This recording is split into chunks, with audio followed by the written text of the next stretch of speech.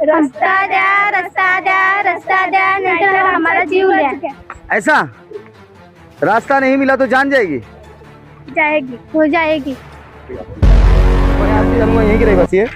हाँ, कितने साल हो गए आपको यहाँ रहते? मुझे 30 साल हो गए। 30 साल के अंदर आपने इस जगह पे क्या परिवर्तन कुछ देखा? परिवर्तन का तो खाली नाम आता है, लेकिन परिवर्तन कुछ हुआ नहीं यहाँ पे। कभी कोई नेता आया?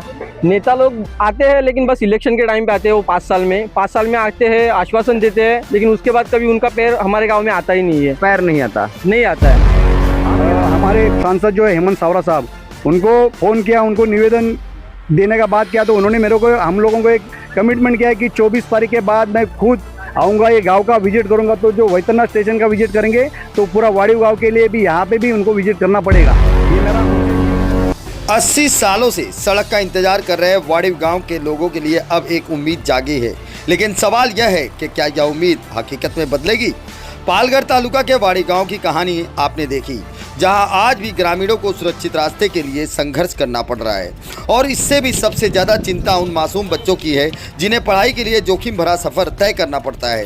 इसी गंभीर समस्या को लेकर स्थानीय निवासी हरेश्वर पाटिल ने पालगढ़ के सांसद हेमंत विष्णु सावरा जी से बातचीत की। बातचीत के दौरान सांसद हेमंत विष्णु सावरा जी ने तत्काल गाँव का दौरा करने का आश्वासन दिया।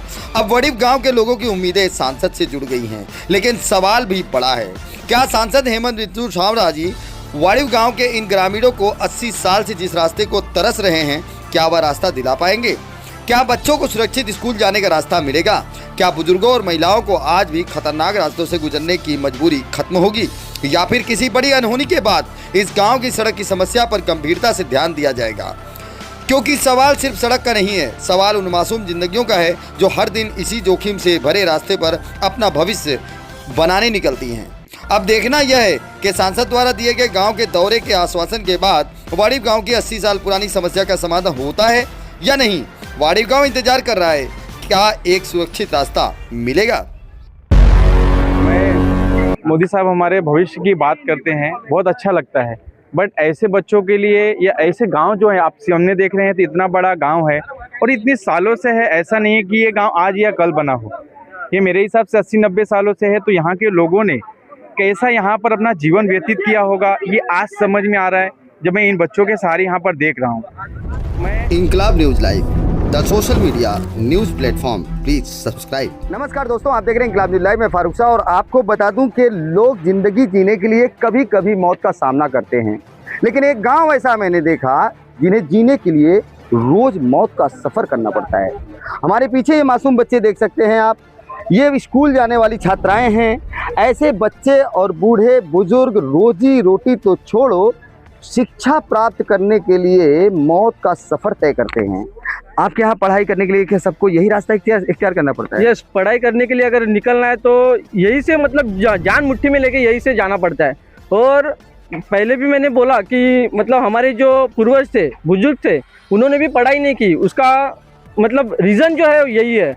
और इससे पहले हम लोगों ने सड़क के लिए बहुत बार मतलब पत्र व्यवहार किया था, हमारे जो बुजुर्ग थे उन्होंने किया था, लेकिन वो जो बोलते हैं ना, दिल्ली के नितिन गडकरी साहब है, उनके पास बस वो कोने में पड़ा हुआ है।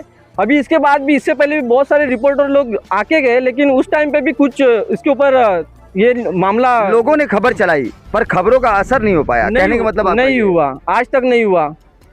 मैं बड़े दुख के साथ बताऊंगा कि मैं यहाँ रिपोर्टिंग कर रहा था तो कुछ बुजुर्ग महिलाएं थी जिनसे मैं बात करना चाहा। एक्चुअली मैं तो हिंदी में पत्रकारिता करता हूँ, तो मैंने उनसे हिंदी में बात करना चाहा, पर वो मराठी में ही बोल पा रही थी। इससे ये बात साबित होती है जब कनेक्टिविटी नहीं होगी शहरों से तो जाहिर सी बात है भाषाओं का भी अंतर हो जाता है, फ़र्क पड़ जाता है। मुझे मराठी तो समझ में आ रही थी, पर मैं मराठी बोल नहीं पा रहा था जितना वो बढ़िया मराठी बोल ले रही थी, लेकिन वो हिंदी नहीं समझ पा रही थी। तो मैं आपसे ये बोलूँगा कि इस गाँव के लिए आप क्या बोलेंगे, आप यहाँ के निवासी हैं? सर, मैं यहाँ पे हमारे जो खासदार हैं हेमंत जी सावरा, ये यहाँ पे पहली बार चुनकर नहीं आए। इनके पिताजी भी यहाँ पर चुनकर आए थे, उन्होंने अच्छे मंत्री पद वगैरह लिए हैं। तो उनके लिए गांव नया नहीं है, यहाँ पे बच्चे लोग आना जाना है, यहाँ का रोड है, यहाँ की सुविधा है, वो उनको पता है। लेकिन उन्होंने अगर चाहा तो कुछ दिनों में यहाँ पे सड़क बना सकते हैं, अच्छी सड़क बना सकते हैं। और उनसे मेरे निवेदन है कि राजनीति एक अलग जगह पर रखकर आप यहाँ के लोगों के बारे में विचार करें, क्योंकि यही आपके वोटर है। आगे जाकर आपको वोट अगर चाहिए इस गांव के, तो आपको इनके ऊपर ध्यान देना पड़ेगा और यहाँ पे जल्दी से जल्दी सड़क या कोई ऑप्शनल उनको रास्ता बना के दे, चाहे टू व्हीलर या ऑटो जा सकते हैं। ऐसे बच्चे लोग अच्छी तरह से स्कूल जाए, अच्छी तरह से पढ़कर आ जाए। हम लोग अभी खड़े थे यहाँ पे, से ट्रेन गुजरी, हमारी हालत क्या हुई हमें पता है। तो ऐसी हालत हो ही है। तो आप निवेदन है यहाँ की सरकार को भी, हमारे माननीय मुख्यमंत्री जी फडणवीस साहब, उनको भी है, तो यहाँ पे ज़्यादा जल्दी से जल्दी ध्यान देकर कोई अच्छी सड़क बना के दे बच्चों को और यहाँ के नागरिकों को सुविधा मिले। मैं यही सरकार से गुजारिश करूंगा कि ये जो मार्ग है उन्हें एक रास्ता दिया जाए, ताकि ये बच्चे आगे चल के कहीं ना कहीं IPS IAS कुछ ना कुछ तो इनको भविष्य में बन सके।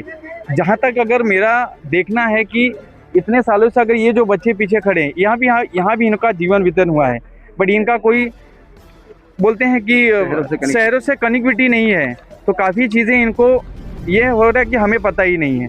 तो वो चीज़ों के लिए मैं सरकार से निवेदन यही करूंगा कि बच्चों को भविष्य के लिए, एक गांव को अच्छे से रखने के लिए कृपया यहाँ कुछ ना कुछ आने जाने की व्यवस्था कर दें।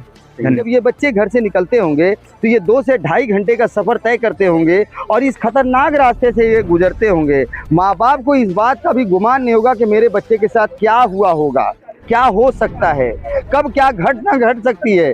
कोई ना बताने वाला, ना कोई समझाने वाला। ये सफ़र ऐसा है जहाँ गुमशुदा है आदमी, और इस बात को गंभीरता से लेना चाहिए सांसद, विधायक, तमाम लोगों को, क्योंकि हम महाराष्ट्र के धरती पर है।